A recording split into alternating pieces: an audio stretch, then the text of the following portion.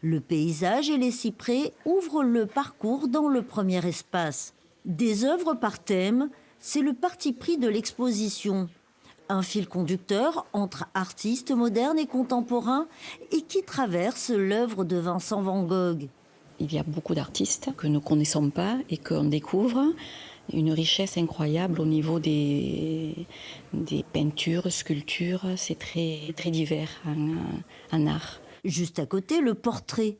La toile peinte par Van Gogh dialogue avec les 3 dessins signés Anselme Kiefer, réalisés en 1963.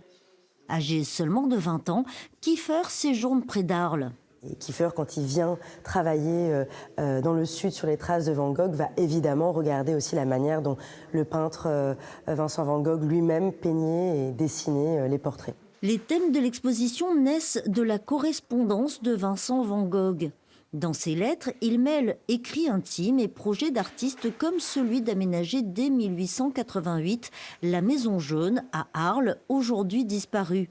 Des thèmes repris par les artistes contemporains sélectionnés. On a 3 ensembles de salles consacrées notamment à l'œuvre d'un artiste américain qui s'appelle James Castle. Cette capacité qu'avait James Castle à représenter son intérieur et le soin qu'il y a apporté n'est pas sans rappeler justement l'intérêt de Van Gogh pour la représentation de la Maison Jaune, mais également de sa chambre dont il a fait plusieurs versions et qui sont bien connues du grand public.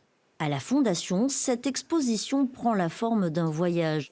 Un récit issu des lettres de Vincent van Gogh et qui se poursuit aujourd'hui, œuvre après œuvre, comme un récit ouvert.